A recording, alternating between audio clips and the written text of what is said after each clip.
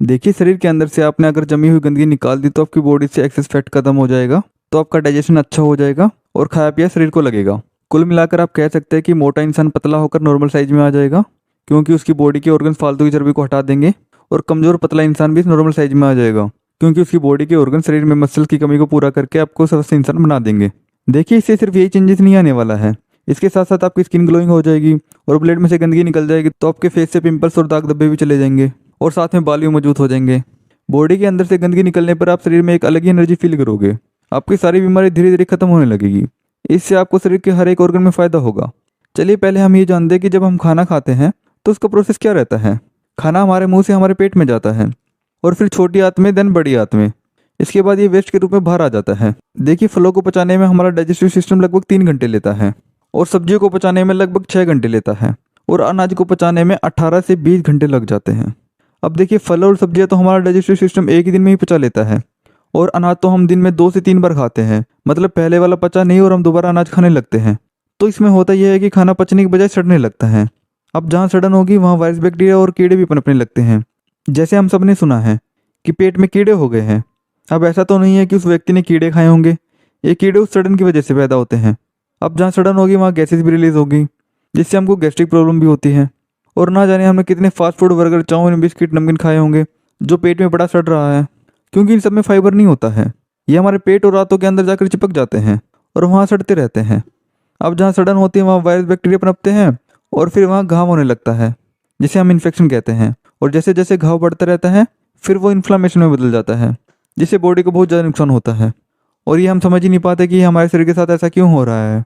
आप देखिए, ये हमारी आंत है, ये एक पाइप जैसी होती है। और जब हम इंसान की बनाई हुई ऊटपटांग चीज़ें खाते हैं, जैसे बर्गर, पिज्जा, चाउमीन, बिस्किट, नमकीन वगैरह वगैरह, ये सब हमारी आंतों में भीतरी दीवारों पर चिपकने लगता है और सड़न करता है।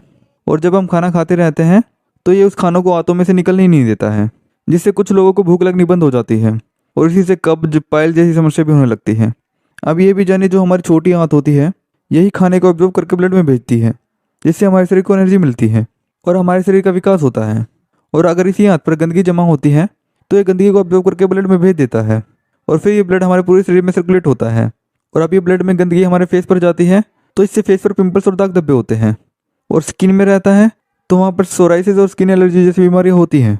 ऐसे ही सारी बीमारियाँ आती हैं। जैसे हार्ट की नसों में ये गंदगी जमती है तो व्यक्ति को दिल की बीमारियाँ होती हैं। और यही गंदगी किडनी स्टोन, यूटेरस में सिस्ट, फाइब्रोइड्स होने लगती है। और अगर बड़ी आंत में जमने लगी तो उससे होगी कब्ज। और यही गंदगी हमारे रेस्पिरेटरी सिस्टम में जमने लगी तो उससे होगा अस्थमा। और यही गंदगी आर्टरीज में जमने लगी तो होगा कोलेस्ट्रॉल। अब देखिए, अगर आपने ये गंदगी साफ नहीं की और गंदगी बढ़ाते चले गए तो इससे होने लगेगा ट्यूमर और फिर कैंसर। तो इस शरीर का सिंपल सा फंडा है शरीर की सफाई। जैसे हम बाहर से शरीर की सफाई रखते हैं, वैसे ही शरीर की डेली अंदर से भी सफाई होनी चाहिए। अब आपको करना क्या है वो देखिए। पहला तो है शरीर के अंदर जमी हुई गंदगी को बाहर निकालना, और दूसरा है कि ऐसा भोजन खाना जिससे शरीर में गंदगी ना जमे। अब पहला स्टेप है गंदगी निकालने का। अब हम उसको कैसे निकालेंगे तो सुनिए। हमारी बॉडी 24 घंटे काम करती रहती है। हमारी बॉडी के अंदर जो ऑर्गन्स हैं वो पचाने का काम करने के बाद शरीर के अंदर से गंदगी बाहर निकालने में लग जाते हैं। जैसे हम कोई भी काम करते हैं तो उसके बाद सब कुछ समेट कर रख देते हैं, ऐसा ही बॉडी करती है। पर अब बॉडी को तो सफाई करने का काम पेट में पड़े भोजन को पचाने के बाद होता है। अब जब तक ये भोजन रहेगा तो पचाने का काम ही चलता रहेगा, सफाई हो ही नहीं पाएगी। तो इसके लिए आपको करना होगा फास्टिंग। हमारे पहले के समय में हमारे पूर्वज फास्टिंग करते थे। ये जितने भी हम त्योहारों पर फास्टिंग करते हैं वो शरीर के लिए बहुत बढ़िया रहता है। अब समझिए कैसे, इसका मैकेनिज्म समझिए। देखो, शरीर के अंदर अगर हम भोजन नहीं डालेंगे तो बॉडी के जो ऑर्गन्स हैं वो पहले के जो पेंडिंग काम है उनको निपटाने लग जाएंगे। हमने अपने शरीर के ऑर्गन्स को एक बार भी छुट्टी ही नहीं दी, पर ये ऑर्गन छुट्टी लेते ही नहीं है। जिस दिन आप शरीर के अंदर खाना नहीं डालते हैं उस दिन बॉडी के ऑर्गन्स बॉडी को अंदर से क्लीन करने का काम करते हैं। और जो बॉडी के अंदर अनवांटेड ग्रोथ हो रही होती है, जैसे गांठ, रसोली, किडनी स्टोन, गॉलब्लैडर स्टोन, बढ़ती हुई हड्डी, ये सब अनवांटेड ग्रोथ होती है। जब बॉडी के पास पचाने का काम नहीं होता तो ये अनवांटेड ग्रोथ को ख़त्म करके, इन्हें ऑब्जॉर्व करके इनसे न्यूट्रिएंट्स ले लेती है और वेस्टेज को बाहर कर देती है। बॉडी टॉक्सिन यानी गंदगी निकालने का सबसे ज़्यादा काम रात में करती है, और वो रात में तब होगा जब आप टाइम से सो जाते हैं। बॉडी का डिटॉक्सीफाई का काम रात 11 बजे से लेकर सुबह 3:40 तक रहता है। मतलब आपको रात में 11 बजे से ही गहरी नींद में होना जरूरी है। तो अगर आपको 11 बजे गहरी नींद में सोना है तो उसके लिए आपको 10 या 10:30 बजे बेड पर चले जाना चाहिए। आपके शरीर के सबसे बड़े डॉक्टर, चिकित्सक आपके शरीर के अंदर ही बैठे हैं, वो आपके ऑर्गन्स। इनसे बड़ा डॉक्टर कोई नहीं है। आपकी बीमारी को यही जानते और पहचानते हैं, दूसरा कोई नहीं। और यही ठीक करते हैं। बात है बस इनको सपोर्ट करने की। चलिए मैं आपको ये और बता देता हूँ कि आपकी बॉडी के अंदर की सफाई कौन करता है और कैसे करता है। देखिए हमारी बॉडी बनी है सेल्स से, और सेल्स में 90% बैक्टीरिया होते हैं। ये गुड बैक्टीरिया होते हैं। एक एग्जांपल ले लेते हैं। जैसे एक हॉस्पिटल में सभी तरह का स्टाफ होता है जो पेशेंट को ट्रीट करते हैं, वो होते हैं डॉक्टर। और जब शाम के टाइम हॉस्पिटल बंद हो जाता है तो सफाई वाले कर्मचारी आकर पूरे हॉस्पिटल की सफाई करके चले जाते हैं। ऐसा ही कुछ होता है हमारे शरीर के अंदर। आपने बहुत लोगों से सुना होगा कि रात का डिनर सूरज डूबने से पहले कर लेना चाहिए। आज मैं आपको उसका मैकेनिज्म बताता हूँ। देखो, सूरज की रोशनी के समय हमारे पेट में एसिड तेज रहता है। मतलब कि आप जब उस टाइम पर कुछ खाओगे तो पेट में पड़ा एसिड उस चीज़ को पचा देगा। और जब हम सूरज छिपने के बाद खाना खाते हैं तो पेट में पड़ा एसिड बंद हो जाता है। मतलब आप सूरज छिपने के बाद जो खाना खाते हैं वो ठीक ढंग से नहीं पचता है और फिर वो पेट में सड़ता है। और ये ऐसा क्यों होता है वो भी बता देता हूँ। जैसे दिन रात मिलाकर एक पूरा दिन बनता है, वैसे शरीर में दिन और रात की अलग अलग शिफ्ट होती है। मतलब जब तक सूरज है तब तक शरीर के अंदर पचाने का काम बढ़िया होता है, और जब सूरज छिप जाता है तो बॉडी के अंदर बैक्टीरिया की शिफ्ट शुरू होती है। और वो रात में बॉडी को क्लीनिंग का काम करते हैं, यानी शरीर के अंदर से टॉक्सिन को बाहर निकालते हैं। ये गंदगी शरीर के स्टूल, यूरिन और पसीने के जरिए बाहर आती है। और जैसे ही ये गंदगी बाहर आनी शुरू होती है वैसे ही आपको अपनी बीमारी में आराम मिलने लगता है, चाहे वो कोई भी बीमारी क्यों ना हो। अभी आपको अपनी बॉडी का सारा मैकेनिज्म समझ आ ही गया होगा। तो अब चलते हैं डाइट की तरफ। अब डाइट क्या फॉलो करनी है जिससे गंदगी बाहर निकले और खाना अच्छे से पच जाए और सड़े ना। आपको दिन की शुरुआत ऐसे करनी है। आपको सुबह उठते ही लौकी का जूस पीना है। ये एक गिलास लौकी का जूस इतना ज़्यादा टॉक्सिन शरीर से बाहर करता है कि आपको यकीन करना मुश्किल हो जाएगा। इसका रिजल्ट आपको एक हफ्ते में देखने को मिल जाएगा। लौकी के जूस के बाद आपको नाश्ते में 500 से 700 ग्राम फ्रूट्स खाने हैं। ये फ्रूट्स कोई भी सीजनल फ्रूट्स हो सकते हैं, जो भी आप मौसम के अनुसार खाना चाहें, जैसे कि एप्पल, मौसम्बी, अंगूर, जो भी मौसम के हिसाब से अवेलेबल हो जाए। अब इन फ्रूट्स को खाने का मैकेनिज्म भी समझिए।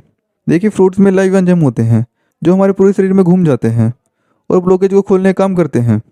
साथ में इन फ्रूट्स में फाइबर की मात्रा भी ज़्यादा होती है जो आपकी आंतों में जमी गंदगी को हटाने का काम करती है। फाइबर का सीधा मतलब समझिए। देखो, जो चीज़ पानी में ना घुले उसमें फाइबर होता है।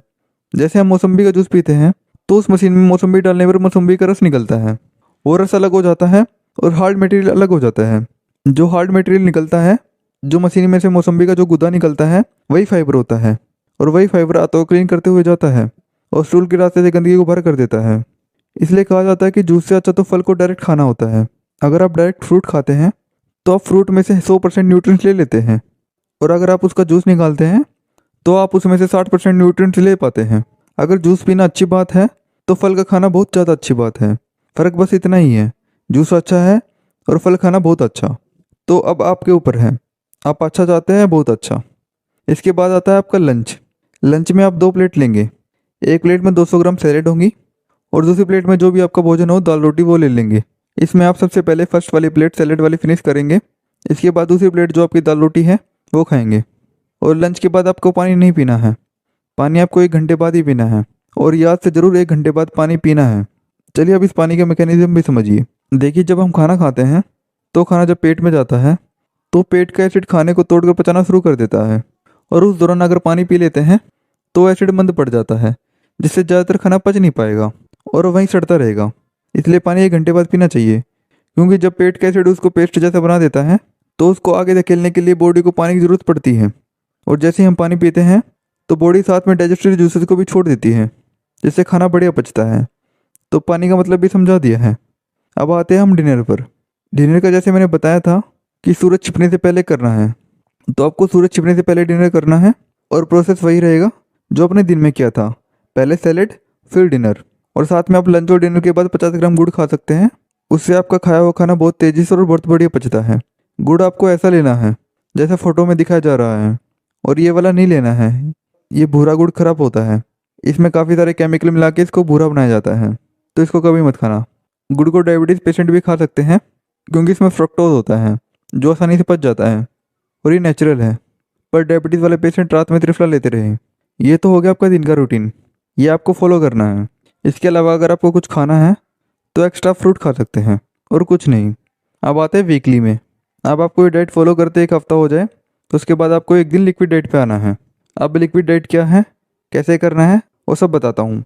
देखिए, आपको हफ्ते में कोई भी एक दिन, जैसे कि आप संडे ले सकते हैं या अपने हिसाब से कोई भी एक दिन चुन सकते हैं।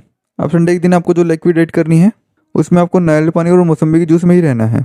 आपको सिर्फ शाम के टाइम ही पहले वाला वही डिनर करना है जैसे बताया था, 1 प्लेट सैलेड और फिर आपका डिनर। और उससे पहले आपको पूरे दिन मौसम्बी जूस और नारियल पानी ही लेना है। इससे होगा ये कि बॉडी को ऑर्गन्स को क्लीनिंग का ज़्यादा टाइम मिलेगा और वो इन टॉक्सिन को जल्दी बाहर कर देंगे। इससे आपकी बीमारी और जल्दी ठीक होनी शुरू हो जाएगी। अब देखिए, अगर आप ये सब कुछ 3 महीने तक फॉलो करते हैं तो बॉडी का गंदा ब्लड खत्म होने लगेगा। और जो आप डेली हेल्दी फ्रूट खाते हैं, इनका शुद्ध ब्लड आपके शरीर के अंदर होगा, जिससे आपका thyroid, blood pressure, diabetes, ulceritis, skin problem, मोटापा, कमजोरी, थकान, ये सब दूर होगा। मैं आपको इस बात की गारंटी देता हूँ कि ये सब फॉलो करने के बाद आपको बहुत ही बेहतरीन रिजल्ट देखने को मिलेगा।